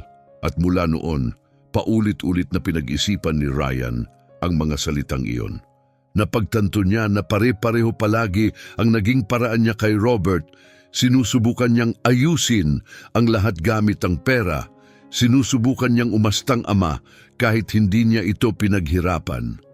Baka panahon na para tumigil sa pag-arte na parang tagapagligtas at magsimulang umasta bilang isang taong gustong bumawi. Makalipas ang ilang araw, nagpunta si Ryan sa construction site kung saan nagtatrabaho si Robert. Robert, pwede ba kitang makausap? Tanong niya. Nagtatrabaho ako, sagot ni Robert. Hindi man lang tumingala habang binubuhat ang isa pang kargang mga hollow block. Ilang minuto lang, pangako, importante. Sa wakas ibinaba ni Robert ang karga, pinunasan ang pawis sa noo at humarap sa kanya. Anong gusto mo? Pumunta ako para humingi ng tawad, tapat na sabi ni Ryan. Para saan? Tanong ni Robert, halatang nagulat. Para sa lahat, sa pagsubok kong bilhin ang pagtanggap mo, sa pagsubok kong kunin ang bagay na hindi naman akin, amin ni Ryan. Tumahimik si Robert. Hindi ito ang Ryan na nakasanayan niya. Ikaw ang tumayong matatag noong wala ng iba, patuloy ni Ryan. Ikaw na ang lalaki ng bahay mula bata ka pa lang. At hindi ko kailanman na ibigay sa iyo ang respeto na nararapat sa iyo dahil doon. Ano ngayon? Tanong ni Robert, maingat pa rin. Kaya hindi ako nandito para palitan ka, sabi ni Ryan. Nandito ako para suportahan ka kung papayag ka. Suportahan ako paano? Gusto kong ikaw pa rin ang manatiling ulo ng pamilya, sabi ni Ryan. Ang hinihiling ko lang, maging taong pwede mong lapitan kung kailan mo gusto. Parang tagapayo, tahimik na suporta. Nag-isip si Robert sandali, at bakit ako maniniwala sa'yo? Kasi hindi ko hinihingi ang tiwala mo, sagot ni Ryan. Hinihingi ko ang pagkakataong mapatunayan ko ito. Isang lugar sa pamilyang ito, hindi para manguna, kundi para maging kapaki-pakinabang. Maring tiningnan ni Robert si Ryan, sinusuri ang mukha niya. Gusto mo ng pangalawang pagkakataon? Gusto ko ng pagkakataong tumulong hindi sa pamamagitan ng pagpapalit sa kahit sino, kundi sa pagpapagaan ng konti ng buhay ninyo. Matapos ang mahabang katahimikan, sa wakas sinabi ni Robert, sige, pwede mong subukan, pero may isang kondisyon. Sabihin mo, lahat ng desisyon tungkol sa pamilya dadaan muna sa akin. Ako ang responsable sa kanila. Payag, agad na sabi ni Ryan. At kapag nasaktan mo ang kahit sino sa kanila, emotional man, pisikal, kahit ano, mananagot ka sa akin. Naiintindihan ko, makatarungan yan. At sa unang pagkakataon, mula nang magkita sila, nagkamay ang dalawang lalaki. Hindi agad nagbago ang lahat, pero nagsimulang mag-iba ang atmosfera sa pamilya. Dahan-dahan at maingat, sinimulan ni Ryan na magpaalam muna kay Robert bago mag-alok ng kahit ano sa mga bata. At ikinagulat ni Robert, talagang nakikinig si Ryan. Pinagmamasdan ito ni Jessie na may maingat na pag-asa. May parte sa kanya na gustong maniwala na totoo ang pagbabagong ito, na hindi umaarte si Ryan, kundi tunay na nagiging mas mabuting tao. Pero may parte rin sa kanya na nagtataka kung bahagi lang ito ng mas mahabang plano. Dumating ang unang totoong pagsubok nang nagkaroon ng problema si Cassandra sa school. Nakipagtalo siya sa isang estudyante at humiling ang principal ng meeting kasama ang isang kinatawan ng pamilya. Karaniwan si Robert ang pumupunta, pero ngayon may bagong ideya si Ryan. Robert, paano kung sabay tayo? Suhestyon niya. Ikaw bilang responsableng kuya at ako bilang backup lang. Huminto si Robert, malaking hakbang yon. Sige, sabi niya, pero ako ang unang magsasalita. Siyempre, sa paaralan, si Robert ang nanguna. Ipinakilala niya ang sarili bilang guardian ni Cassandra, mahinahong ipinaliwanag ang sitwasyon ng pamilya at diretsong hinarap ang problema. Tahimik lang si Ryan sa tabi niya, nagsalita lang kapag tinanong, humanga ang principal. Bihira akong makakita ng pamilyang ganoon ka-united sa gitna ng paghihirap, sabi niya. Dapat ipinagmamalaki ninyo yan. At ipinagmamalaki nga ni Robert. Sa unang pagkakataon, hindi niya naramdamang natatabunan siya sa presensya ni Ryan. Pakiramdam niya, nirerespeto siya. Habang naglalakad sila pauwi, nag-usap ang dalawang lalaki. Ang galing ng paghawak mo dun, sabi ni Ryan, halatang humanga. Salamat, sagot ni Robert, nagulat sa papuri. Robert, sabi ni Ryan, parang may iniisip, pwede ba kitang tanungin? Sige, paano ka naging ganon karesponsable sa murang edad? Tahimik si Robert sandali bago sumagot. Kasi kailangan. Nung iniwan mo si Mom, kailangan niya ng tulong. May kailangang tumayo. At nagkimkim ka ba ng sama ng loob? Nung una, oo. Amin ni Robert. Gusto kong maglaro tulad ng ibang bata, pero mabilis akong tumanda. Ganun ang ibig sabihin ng pamilya para sa akin. Nandyan ka kapag mahalaga. Nanikip ang dibdib ni Ryan. Ang mga salitang iyon, nandyan ka kapag mahalaga. Matindi ang tama. Yun ang lahat ng hindi niya nagawa noon. Robert, alam kong hindi ko na maibabalik ang oras, mahinang sabi ni Ryan. Pero gusto kong matutunan kung paano maging totoong bahagi ng pamilyang ito mula sa'yo. Matutunan ano, eksakto? Matutunan kung paano maging present, hindi sa pamamagitan ng regalo o pera, kundi sa oras, sa atensyon. Pinagmasdan siya ni Robert ng mabuti. Mas mahirap ang pagiging present kaysa sa pagsulat ng tseke, sabi niya. Paano? Tanong ni Ryan, totoo ang kuryosidad. O baka naman simple lang ang dahilan dahil sa unang pagkakataon mula nang masugatan ang tuhod niya, tunay na naramdaman ni Maria na buhay siya muli. Naging kakaiba ang mga araw pagkatapos ng gala. May tahimik na tensyon sa opisina, parang may bagyong dumaan at may iniwang pagbabago sa hangin. Iba na ang kilos ng mga tao sa paligid niya. Walang nagsasalita ng direkta, pero ang mga tingin na ibinibigay nila sa kanya ay hindi na basta walang pakialam. May bago ng atensyon ngayon, halo ng kuryosidad at respeto na hindi niya nakasanayan. 3 araw matapos ang gala, dumating si Maria sa mesa niya at may nakita siyang sobre na naghihintay. May letterhead yon ng presidente, bumagsak ang sikmura niya. Kaya ito na, tatanggalin na siya sa trabaho. Kamangmangan ang umasa na palalampasin lang ni Antonio Fuentes ang nangyari. Pinahiya niya ito sa harap ng daan-daang mahahalagang tao. Inagaw niya ang kontrol sa entablado nito, sa mundo nito. Ngayon, magbabayad siya. Nanginginig ang mga kamay niya habang binubuksan ang sobre. Pero hindi iyon termination notice. Isa itong paanyaya. Pinapatawag siya sa opisina ng CEO 3:00 ng hapon sa araw na iyon.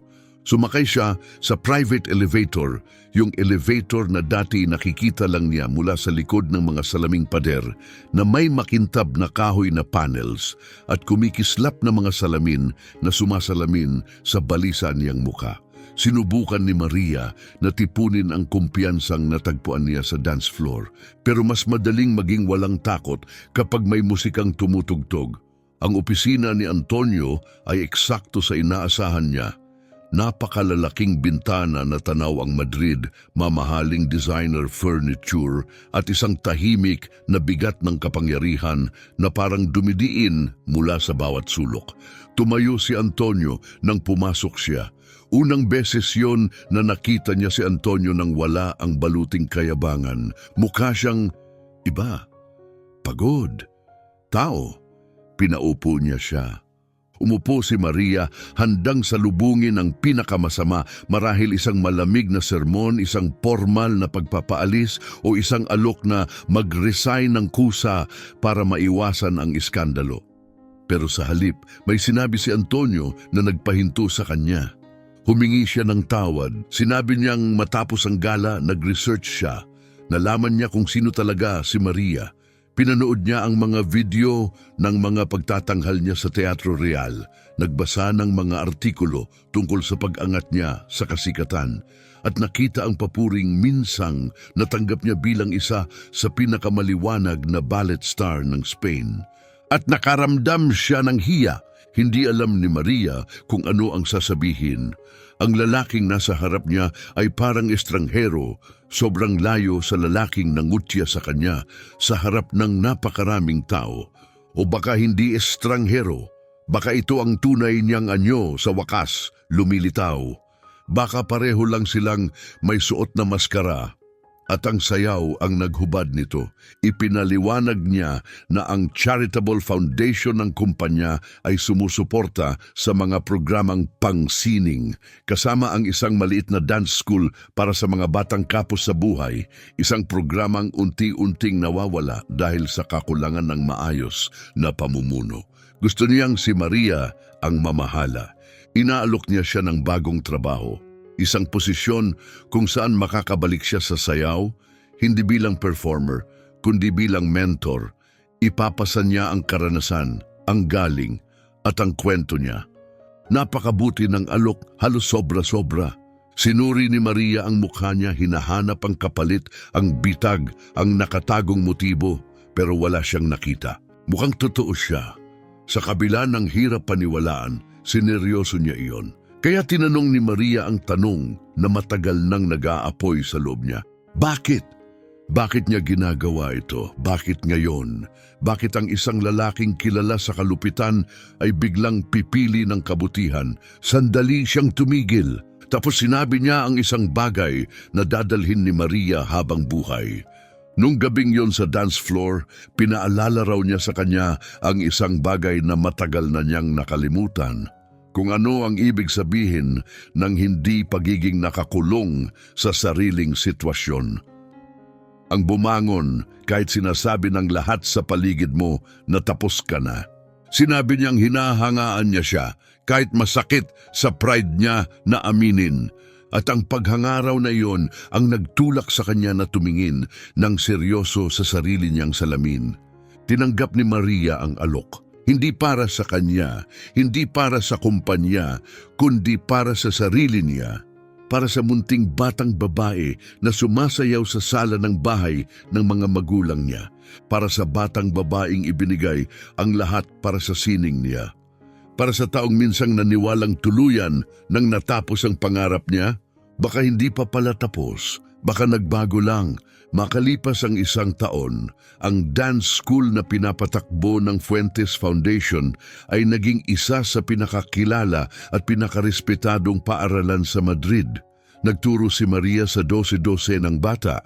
Marami sa kanila ay hindi sana magkakaroon ng pagkakataong mag-aral ng sayaw.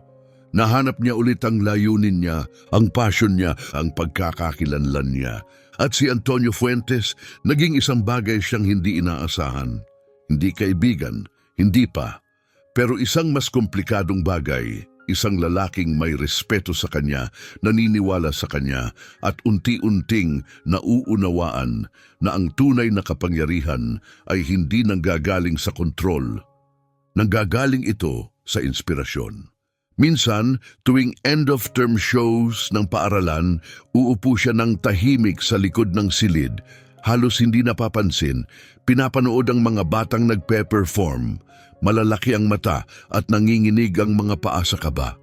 At palagi hinahanap ng mga mata niya si Maria, ang babaeng nakaasul na damit na minsang nagturo sa kanya na hindi mo pwedeng husgahan ang tao base sa titulo niya, na ang talento ay walang pakialam sa yaman o estado, at na ang pinakamalalaking aral sa buhay ay madalas dumarating kapag hindi mo inaasahan. Isang gabi, matapos ang isang nakakaantig na pagtatanghal, nilapitan niya siya. Tinanong niya kung maaari ba siyang turuan ni Maria sumayaw. Hindi para magpasikat, hindi para manalo, kundi para umunawa. Tinitigan siya ni Maria sandali. Hinahanap ang dating kislap ng kayabangan. Pero wala na yun. Baka nagbago na siya. Baka nga may mga taong nagbabago talaga kapag may taong magpapakita sa kanila ng daan. Ngumiti si Maria. Martes, 8:00, sabi niya. Magsuot ka ng komportabling sapatos. At para alam mo, hindi ako mabait sa mga baguhan. At nang tumugtog muli ang musika, sabay na silang kumilos. Hindi na bilang magkalaban, hindi na bilang mga estrangherong bihag ng pride, kundi bilang 2 taong nabago ng karanasan. 2 kaluluwang natutong ang mga papel na tinataguan natin ay pwedeng isantabi, at na ang second chances ay totoo para sa sino mang may tapang na abutin ang mga ito. Ang pinakamahirap na sayaw ay yung sayaw kung saan hinahayaan mong lumago ang sarili mo, yung inaako mo ang pagkakamali mo, yung hinahayaan mong makita ka ng isang tao, hindi yung bersyong ipinapanggap mo, kundi yung tunay na ikaw sa ilalim ng lahat. Kung pinaalala ng kwentong ito sa iyo na hindi pa huli ang lahat para makabalik sa tunay mong sarili, ipakita ang presensya mo sa isang like. At kung gusto mong suportahan ang mga nagdadala ng mga kwentong galing sa puso, pwede kang mag-iwan ng mainit na salamat gamit ang super thanks button sa ibaba. Malaking bagay ito para sa amin. Walang duda, magaganda ang mga alaalang iyon, mga alaala ng isang mahirap na panahon na nagtapos sa pag-asa.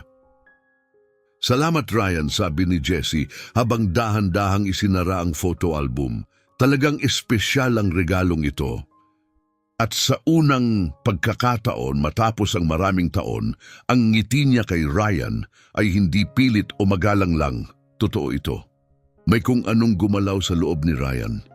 Hindi niya nakuha ang posisyong matagal niyang pinangarap, ang maging asawa ni Jessie o panghabambuhay na partner.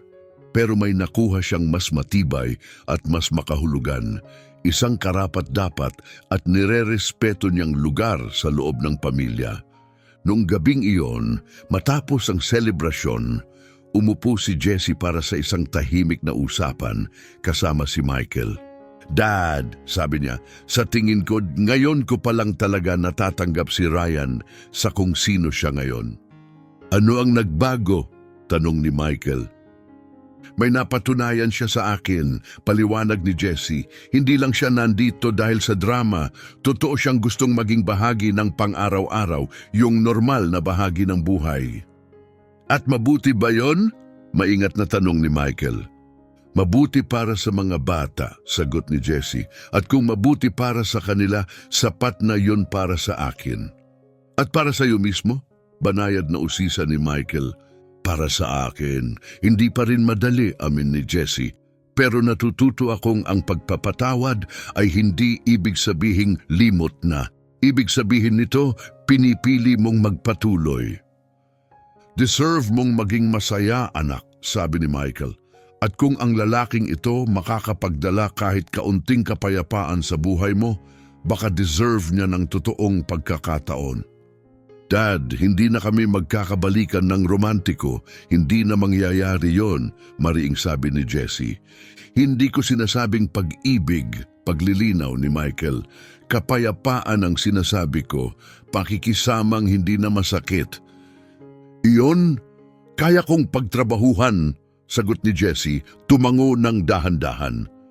1 taon matapos ang tuluyang paggaling ni Jessie, nakahanap na ng kalmado at masayang routine ang pamilya. Si Robert ay na-promote sa trabaho at dahil sa tulong pinansyal ni Ryan, nag-aaral na ngayon sa Night College para mag-engineering. Umunlad siya. Si Cassandra, nasa 2nd taon na ng high school, ay nakadiskubre ng malalim na pagmamahal sa literatura.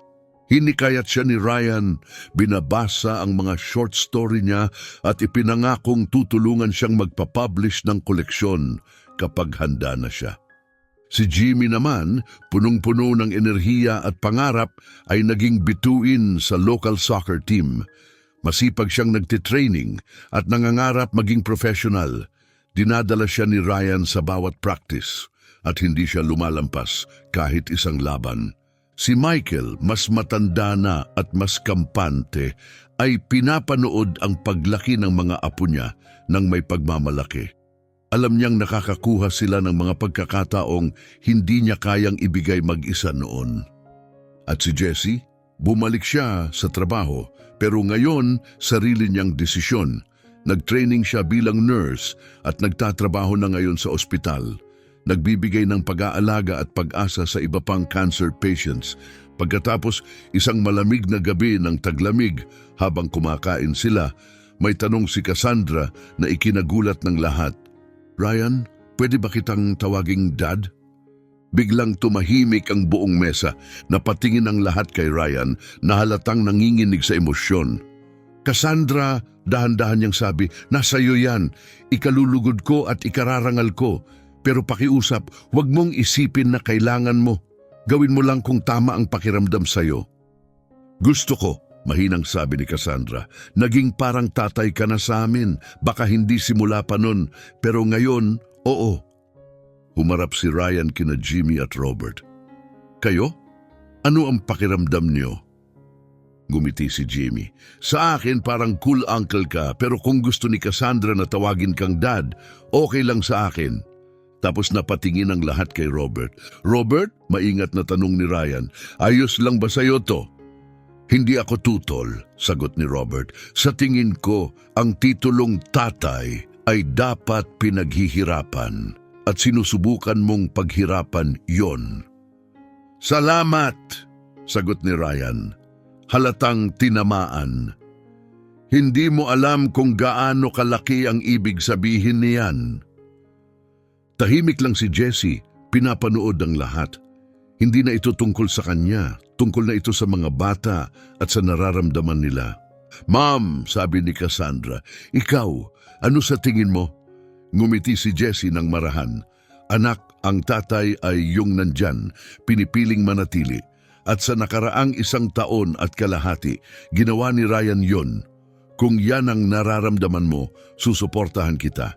Tumingin si Ryan kay Jessie na puno ng tahimik na pasasalamat.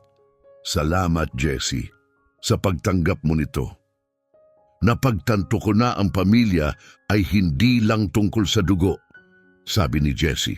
Tungkol ito sa pagpili, sa pagharap, at sa pag-aalaga. At natutunan ko, sagot ni Ryan, na hindi kailanman huli para simulan ang paggawa ng tama. Si Michael, na nakaupo sa dulo ng mesa, ay ngumiti. Alam niyo kung ano sa tingin ko, sabi niya habang itinataas ang baso.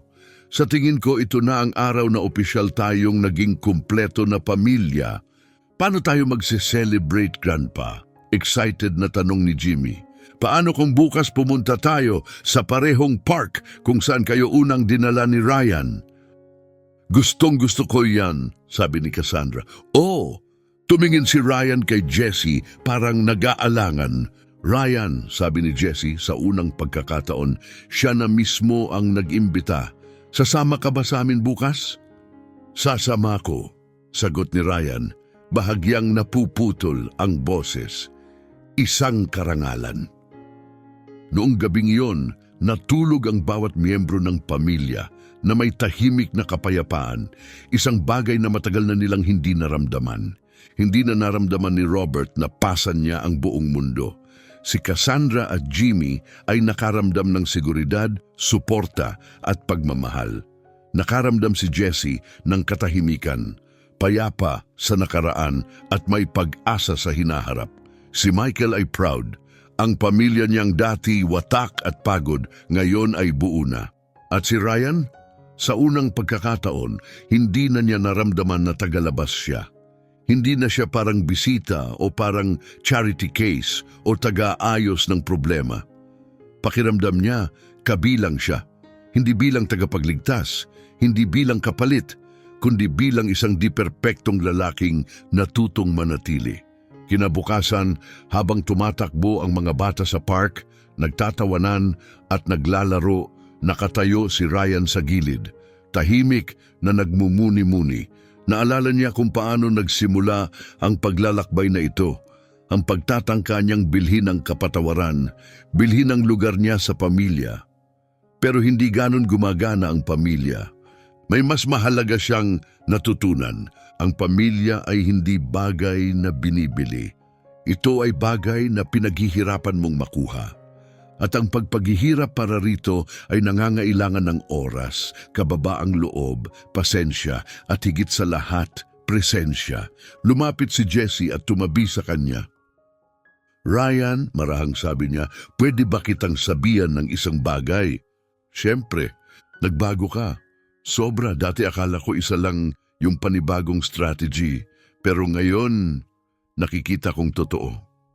Jessie, mahinang sabi ni Ryan, ang mga anak mo, lalo na si Robert, ang nagturo sa akin kung ano talaga ang pamilya. Totoo, sabi ni Jessie habang pinapanood ang mga bata. Masyado siyang napaaga sa pagtanda, pero maayos ang paglaki niya. Tumango si Ryan, kasi kailangan, at ngayon, ako naman ang natututo sa kanya. Tahimik silang tumayo, 2 taong minsang nasaktan ang isa't isa ng malalim, pero ngayon ay unti-unting binubuo ang isang bagong bagay, magkasama. May itinuro ka rin sa akin, mahinang sabi ni Ryan. Ano yon? Tanong ni Jessie. Ipinakita mo sa akin na ang pagpapatawad ay hindi tungkol sa paglimot sa nakaraan, kundi tungkol sa hindi pagpapahintulot na kontrolin nito ang hinaharap. Ngumiti si Jessie, ngayon ay walang pag-aalinlangan. Masaya akong natutunan mo rin sa wakas, sabi niya, dahil ngayon tunay ka ng bahagi ng kinabukasan ng pamilyang ito. Salamat sa pagbibigay mo sa akin ng pagkakataong ito, sagot ni Ryan, punong-puno ng emosyon ng boses. Hindi, Ryan, hindi ibinigay sa iyo ang pagkakataong ito. Pinaghirapan mo ito. Mahinahong pagwawasto ni Jessie. Tahimik silang tumayo ng ilang minuto, magkatabi habang pinapanood si Michael na tinuturuan si Jimmy magpalipad ng saranggola.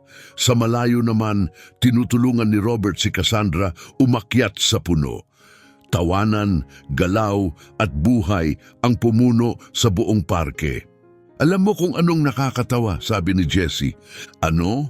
Tanong ni Ryan humarap sa kanya. Noong unang pumasok ka sa bangko, nung araw na yon, akala ko sisirain mo ang kapayapaan namin. Sabi niya, bahagyang nakangiti. At ngayon? Tanong ni Ryan. Ngayon, napagtanto ko na nagdala ka ng ibang uri ng kapayapaan. Yung kapayapaang hindi pa na nga namin alam na kulang pala sa amin. Ramdam ko rin yon, mahinang sabi ni Ryan. Ryan, sabi ni Jessie, tumingin sa kanya, pwede ba kitang tanungin? Kahit ano. Huwag kang mawawala. Sanay na sa'yo ang mga bata ngayon. At pati ako. Parang huminto ang tibok ng puso ni Ryan sa sinabi ni Jessie. Jessie, hindi ako aalis, pangako niya. Ito na ang pamilya ko ngayon. Mabuti, sabi ni Jessie, dahil ang pamilya ay panghabang buhay. Kahit nagkakamali tayo, tanong ni Ryan, lalo na kapag nagkakamali tayo, doon pinakamahalaga ang pamilya. Nang makauwi sila ng araw na iyon, pagod na pagod ang lahat pero masarap ang pagod. Yung klaseng pagod na galing sa buong araw na tawanan, bonding at simpleng pagiging pamilya. Noong gabing iyon, habang tinutulungan ni Ryan si Jimmy sa math homework, napaisip siya kung gaano kalayo na ang narating nila. 2 taon pa lang ang nakalipas, mag-isa siyang negosyante, mayaman sa papel pero basyo sa emosyon. Ngayon, puno na ang buhay niya ng ingay, kalat, responsibilidad at higit sa lahat, pagmamahal. Ryan, tanong ni Jimmy, naputol ang pag-iisip niya. Oh buddy, masaya ka ba na tatay ka namin? Napahinto si Ryan. Pagkatapos, ibinaba niya ang lapis. Jimmy, ang pagiging tatay niyo ang pinakamahalagang bagay na nangyari sa buong buhay ko. Kahit late ka dumating? Tanong ng bata. Lalo na dahil late ako dumating, sagot ni Ryan. Kasi alam ko na ngayon kung gaano kahalaga ang bawat sandali. Masaya ako, simpleng sabi ni Jimmy, kasi gusto ko talagang may tatay. Naluha si Ryan. Ang simpleng pangungusap na iyon mula sa isang bata ay sumalo sa lahat ng matagal niyang hinahanap. Makalipas ang ilang buwan, nagtapos si Robert na may degree sa civil engineering. Puno ng pagmamalaki ang araw ng graduation. Nang tawagin ang pangalan ni Robert, tumayo si Ryan at pumalakpak na may parehong saya at lakas ng loob na tulad ng isang tunay na ama. Congratulations anak, sabi niya pagkatapos. Salamat dad, sagot ni Robert. Unang beses niyang ginamit ang salitang yon. Pinanood sila ni Jessie mula sa malapit at ngumiti. Matapos ang lahat ng sakit at pag-aalinlangan, buo na sa wakas ang pamilya niya.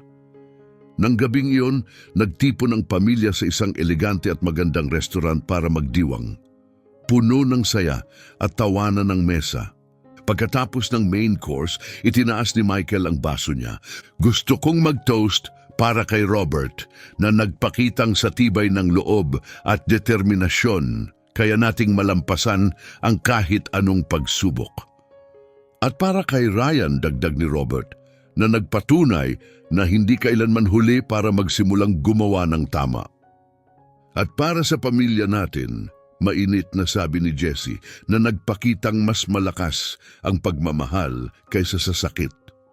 Nagtinginan sila at nagklink ang mga baso at sa dibdib ni Ryan parang may mabigat na bagay na tuluyang pumirmi, isang pakiramdam ng pag-aari, ng pagiging kabilang. Hindi na lang siya nasa pamilya. Bahagi na siya nito. Habang palabas na sila ng restaurant, napagtanto ni Ryan na naiwan niya ang wallet niya, kaya bumalik siya saglit para kunin ito. Habang ginagawa niya iyon, narinig niya ang isang tahimik na usapan nina Jessie at Robert sa labas. Robert, sa tingin mo, tama ba ang naging desisyon ko na hayaan siyang lumapit? Tanong ni Jessie. Ma'am, tingnan mo tayo, sagot ni Robert. Mas matatag tayo ngayon, mas magkakapit-bisig kaysa dati. Siyempre tama ang ginawa mo. Minsan natatakot pa rin ako na baka mawala siya ulit, amin ni Jessie. Hinding-hindi na, kumpiyansang sabi ni Robert, hindi na siya yung dating lalaki. Paano ka nakakasiguro? Kasi nakita ko siyang magbago, nakita ko siyang lumaki kasama natin, nakita ko siyang matutunan na ang pamilya ay hindi tungkol sa pag-aari, kundi tungkol sa partnership. Napatigil si Ryan, tahimik siyang natamaan. Tama si Robert. Ang pamilya ay hindi bagay na pag-aari mo, ito ay bagay na binubuo mo. Bagay na pinipili mong panindigan paulit-ulit at higit sa lahat bagay na pinaghihirapan mong makuha. Lumabas siya.